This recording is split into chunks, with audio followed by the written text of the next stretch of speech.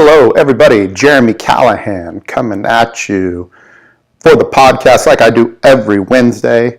And today's topic is 7 reasons why apps fail. And these are the big 7. So we'll go through them all and I'll let you know why apps fail. And you want to avoid these. Or if you've done this and you want to need help getting out of it, give me a call and we can do it. So just right off the bat, let's go through all 7 of them. Number 1, there's no market.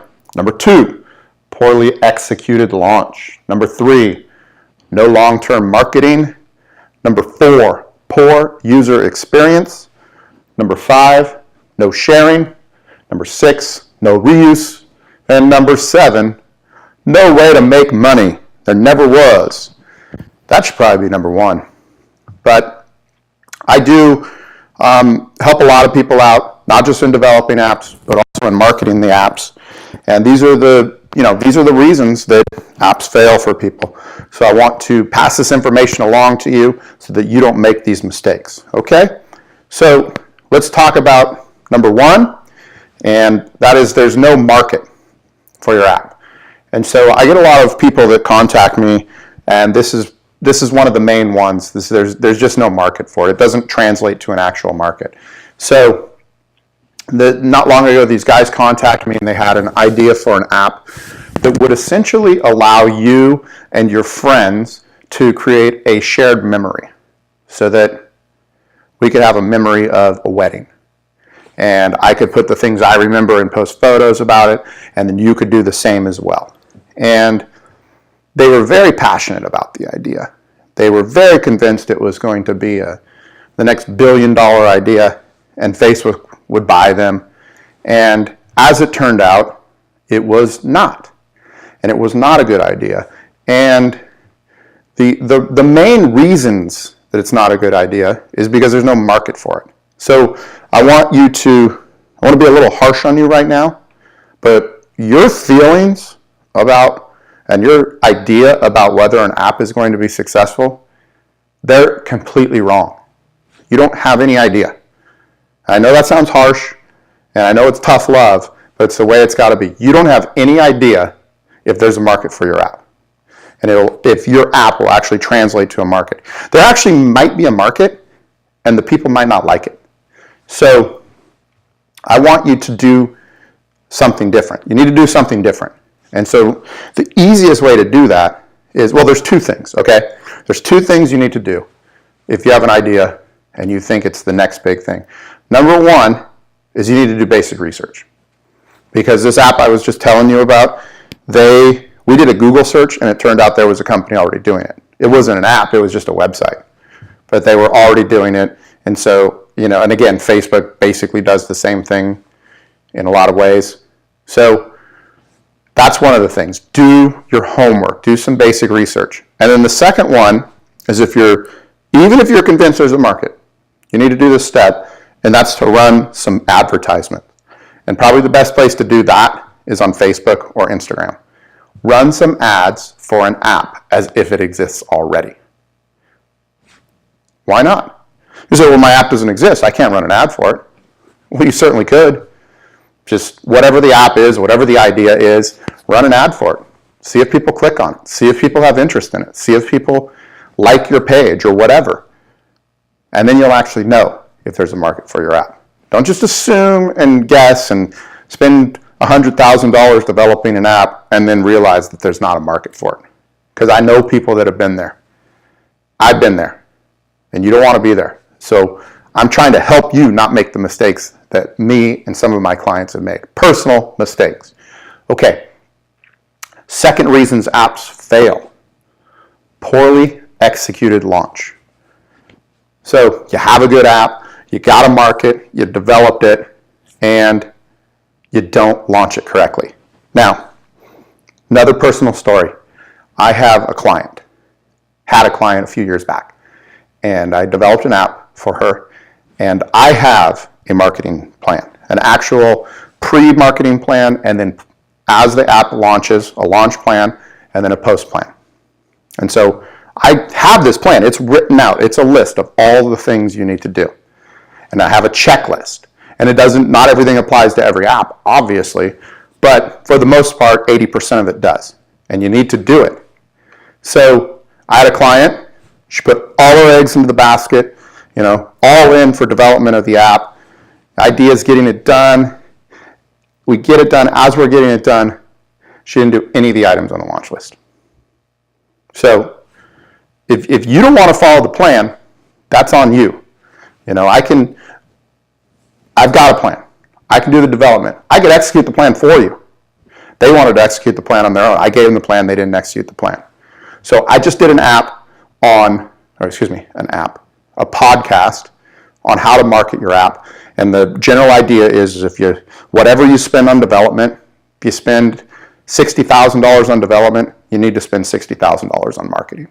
So go check out check out that podcast. There's no hype involved in this, okay? You got to do it. You got to follow the plan, and you got to execute. If you don't want to do it, you're number 2 in the top 7. Number 3, the third reason apps fail. There's no long-term marketing plan. What's your long-term marketing plan? Okay? You have a pre-launch. Awesome. You have a launch. Awesome. What's your marketing plan over time? Right? How are you going to get free traffic? Free app installs. How are you going to get paid app installs? What is the plan? And again, I just created the episode on that, on the podcast, of an actual plan of, a long-term marketing plan to get you free traffic and to get you paid traffic, and how to do it. Because in the beginning, you have to pay for traffic. You just do. And you don't get much free. And then as time goes by, you'll start getting more free traffic and having to pay less. It's just the way the world is. And again, you want to launch. You want a lot of people. You want people using your app. If people don't install your app, if people don't use your app, you got nothing. You just have an idea. Well, you have an app, but nobody uses it. Okay. 4th reason that apps fail. Poor user experience. UX, as it's known in the industry. User experience. So when mobile apps first came out, actually I'm going to even back up. When the web first came out, nobody knew what to do with it. No companies didn't know what to do with it. So what all the companies that had retail outlets, let's just say Target, they didn't know what to do with the web. So what they did is they had a catalog, because everybody used to have catalogs, and so they would actually just take pages from their catalog and put them on the web. And it was a horrible user experience. And they wasted hundreds of thousands, millions of dollars, and everybody was doing this. Well, guess what? When mobile came out, and you still see it today, people did the exact same things. They had successful e-commerce sites that they had, people had been buying stuff online for years, and all they did was they took the exact e-commerce site and they put it onto a phone. And it's a horrible, horrible experience.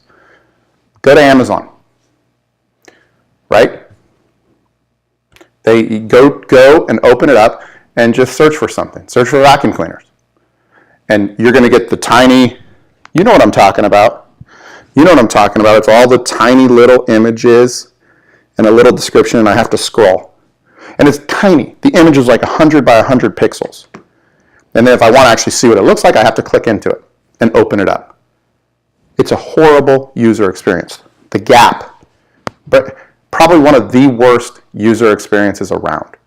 And they spend millions upon millions of dollars on their e-commerce brand, their web, and their mobile commerce. So, bad user experience, okay? I'll tell you a good one. Good user experience is one of the apps I created, which is ShoeSwipe. Really, when I created ShoeSwipe, there was a couple of things that... So ShoeSwipe is Tinder, exactly like the dating app Tinder, except for it was for shoe shopping. So you could swipe right if you like, swipe left, and people just go through and they look at shoes.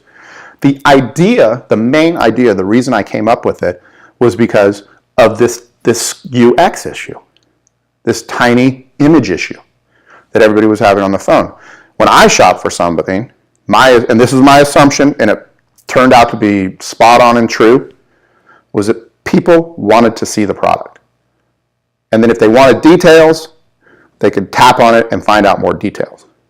But the old way was show me the name, the description, and then I have to tap on it to see a photo, and then I have to back out and go back to the list and see it. This way, you would just see the photo of the item, scroll to the next one. See the item, scroll to the next one. Because you know visually, just like when you're in a store, if you see something in a store, you've got to pick it up and hold it and touch it. Well, this was the same idea. I want to see the product. Oh, I like that.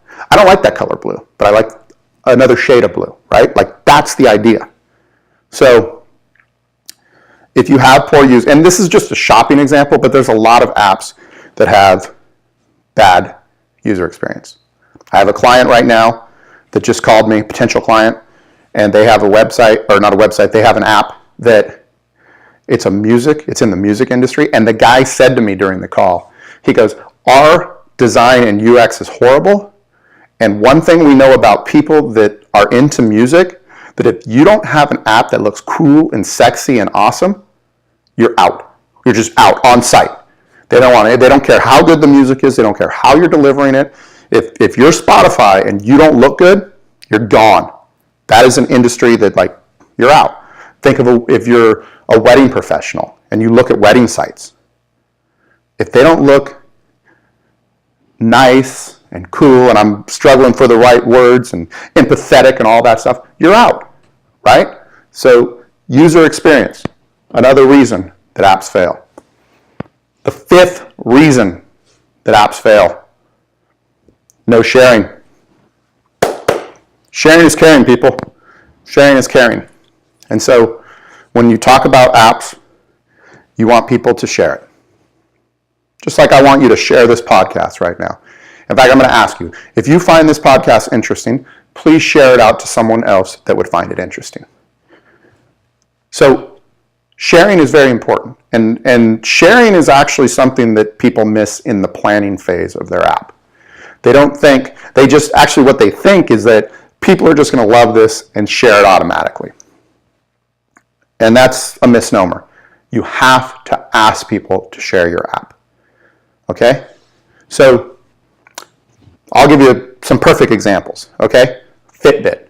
Okay? Fitbit. You know, the little tracking thing? I don't have one, but the tracking thing, Fitbit. They come out, they roll out a product. It's a good product. People use it. People like it. People start sharing it. Like, here's how people started sharing it. They just started telling their friends, oh, I'm walking. So a certain percentage of them that they told about it, word of mouth, would go and use it. But then Fitbit did something really good. They extended out their mobile app. It originally didn't have this, but they extended their mobile app out so that I could compete against my friends, my coworkers. I could have a daily game, a weekly game, all these different games. And that made people want to get involved, want to share, want to play. Hey, Kate, say to my girlfriend, get a Fitbit so we can compete against each other. She says, I don't want a Fitbit, but then she goes, oh, that's a good idea. We should compete against each other. Boom. Sharing is caring. What are you watching on Netflix? Why are you watching it? Probably because somebody told you, oh, that series is so good. Do you watch Game of Thrones? No, I don't watch Game of Thrones. Oh, well, do you have Netflix? Yeah. You should watch the Dave Chappelle special. Like, oh, now that's something that interests me. Somebody shared something with me. So, sharing is a very important aspect to your plan, to your mobile app. You can reward people for sharing. Give them a free month. Give them a free t-shirt. I don't know, give them something of value for sharing. And the best part about it is it's free marketing, man. It's absolutely free marketing.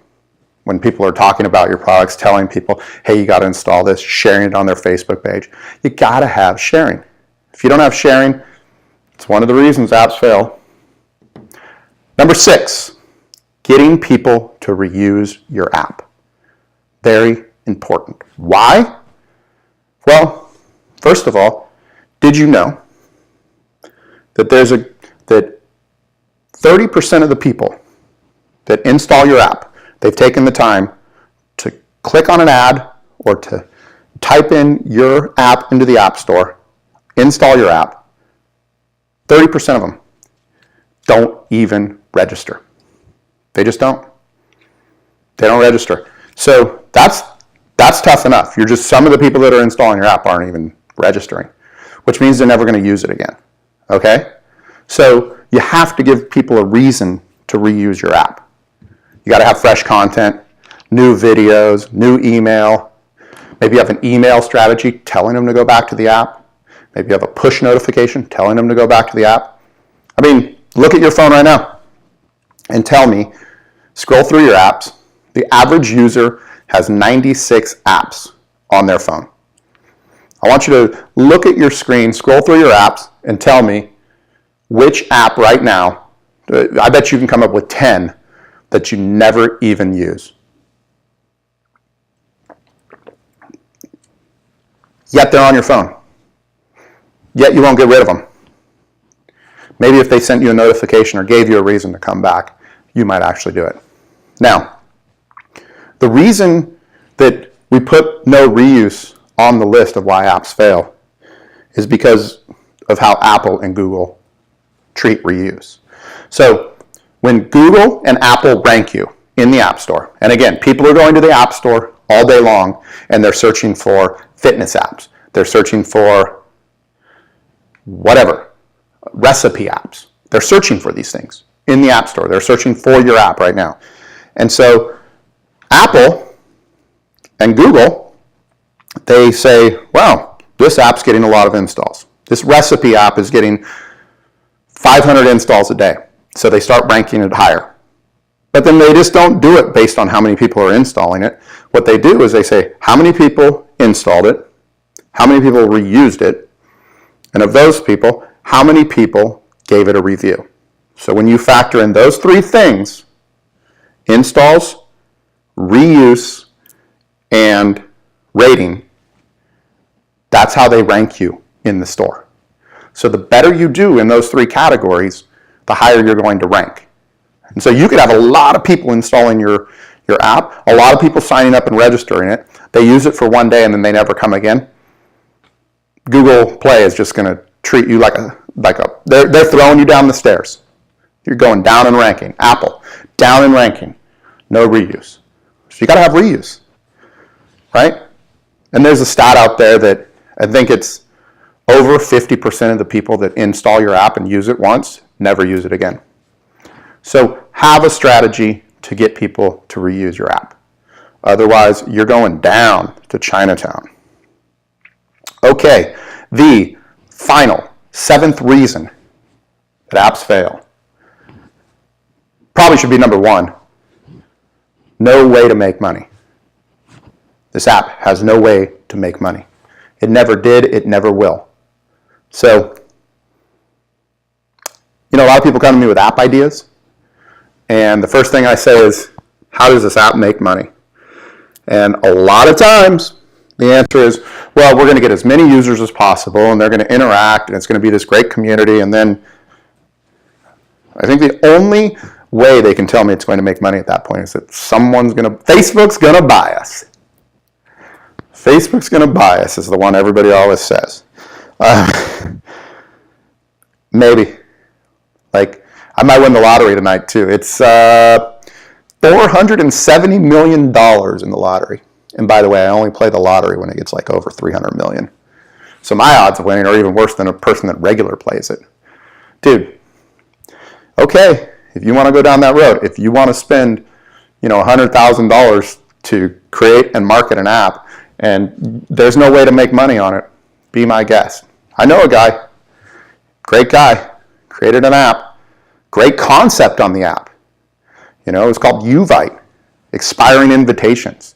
So I say, hey, who wants to go to happy hour on Friday night? And I send it to 10 people. Well, if 5 people don't say yes, by Thursday at 3 o'clock, it's off the table. No good, no more. Problem is there wasn't any way to make money on that app. There isn't. Unless I don't know, maybe you're sending people to events. Maybe you're putting events in there that are paid events and you're somehow pulling some money off the top. It's a good idea. It does serve a purpose. It's a really good idea. Expiring invitation. It turns out that that app, what they noticed that when they did the app, what they noticed right off the bat was that the two biggest things were, one was poker games. People like to set up poker games, and it was good for that community. And then the other one was pickup basketball. So this is potentially something up here, number one, no market, you could have discovered, right? One is and there is actually a way to make money with that same app if you repackage it as a poker app, not a poker app, but a game to get people to play poker, or potentially pick up basketball. Those two things could make money. But you see what happens? You spend all this money, you develop an app, you get all the way down here to number 7, no way to make money, when you could have came all the way back up to number 1 and said, is there a market? So maybe at the is there a market stage, you put some ads up on Facebook, and you figure out at that point in time that, wow, actually this would be good for people, that there's an interest for people in poker. And there's a lot of people searching for poker and poker games, actually a live poker game, in the App Store and on Google. So you can see the things, right? So let's just go over them. One more time, we'll just go through them really quick. 7 reasons apps fail. No market, poorly executed launch plan, no long-term marketing, poor user experience and design, no sharing mechanism, no reuse mechanism, and no way to make money. If you're one of these 7, if you're doing one of these 7, get in touch with me immediately. If you're thinking about building an app, get in touch with me. There's a contact form on my website. It's not a contact form. It's a form that schedules a call with me. Get a half-hour call with me. It's free. Let's talk about your idea. Let's talk about your app. Let's talk about how we can have a successful launch. A long-term marketing plan. Great user experience. A sharing plan, a reuse plan. And the most important thing to you, your family, and the people who love you, how to make money. Let's make you some money. Let's make money so that you can make money when you're sleeping, so you can retire better, you can go on better vacations, all that good stuff. Okay, into the show. Thank you for joining. If you found any value, please share it on whatever social medium you're finding this. If you want to get in contact with me, jeremycallahan.com. I'll be coming at you next Wednesday. Look forward to seeing you again on the podcast, and thank you for joining.